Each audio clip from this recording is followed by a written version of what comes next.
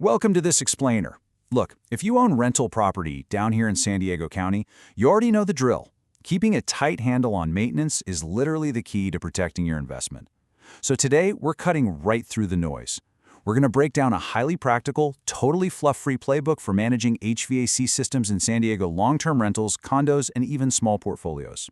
We're talking about a direct, highly specific strategy to keep those cooling and heating systems running smoothly year after year. So, let me ask you something. Who actually controls the HVAC in your rental property? It's a serious question. Because let's be real, you definitely can't control the weather. And you sure can't control how your tenants treat the property on a day-to-day basis.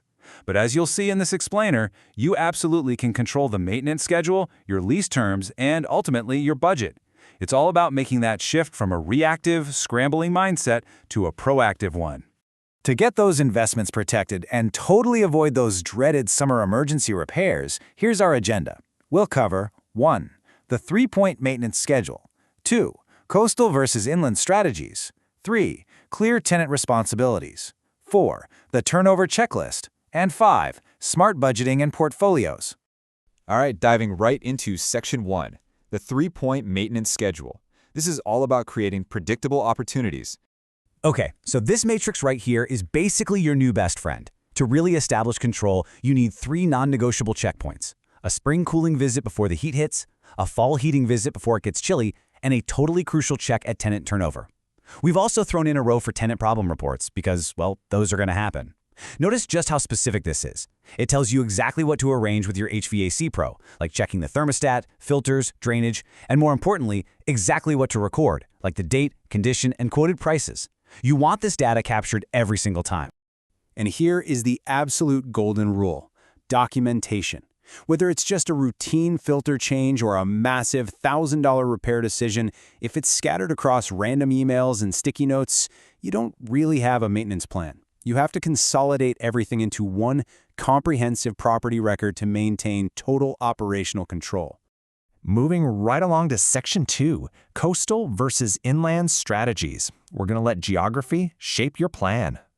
We all know San Diego is famous for its microclimates, right? A coastal property in a place like Oceanside or Encinitas generally gets much milder temps. The equipment out there might honestly just need a checkup after a long period of non-use just to make sure nothing has seized up in the salty air. But contrast that with inland rentals in Escondido, El Cajon, or Santee. If you have ever dealt with a July AC failure in Escondido, you know exactly what I mean.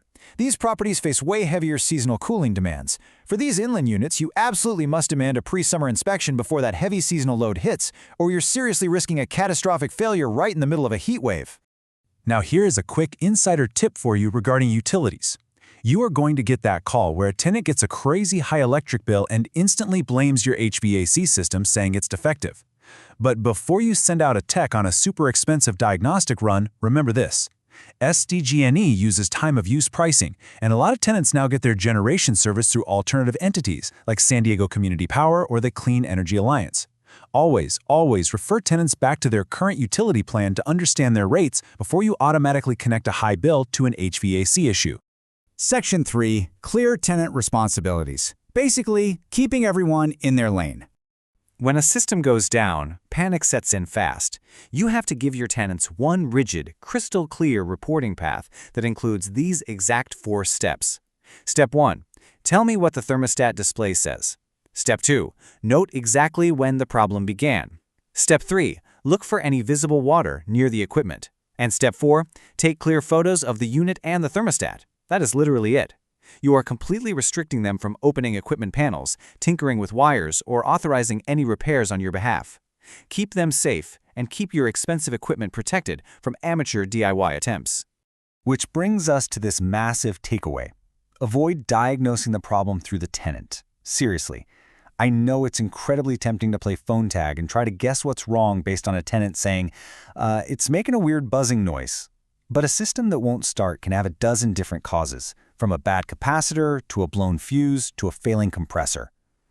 Always rely on an actual HVAC professional to get on site, identify the fault properly, and explain your repair options directly to you. Section 4, the turnover checklist. This right here is your golden window. When that unit sits empty, you have to move fast. Execute these steps immediately upon vacancy. And I mean immediately. Do this before the painters or cleaners arrive and completely block your access with drop cloths and vacuums. Go in, confirm the thermostat display and its operating modes. Note the installed filter size, swap it out if it's dirty, and physically leave simple filter instructions for the incoming tenant so there's zero confusion. Finally, just do a quick visual scan for water, staining, damaged covers, or debris. You aren't playing mechanic here, you're just observing to see if you need to call a pro before the new tenant moves in. Now, during this golden turnover window, if you do bring in an HVAC pro for a checkup, you need to demand this specific list of documentation. Do not just settle for an invoice that says, "System checked, looks fine." No way. You want written identification of the equipment, confirmation of system operation, notes on the filter and drainage, safety checks, and critically, separate prices for any recommended work.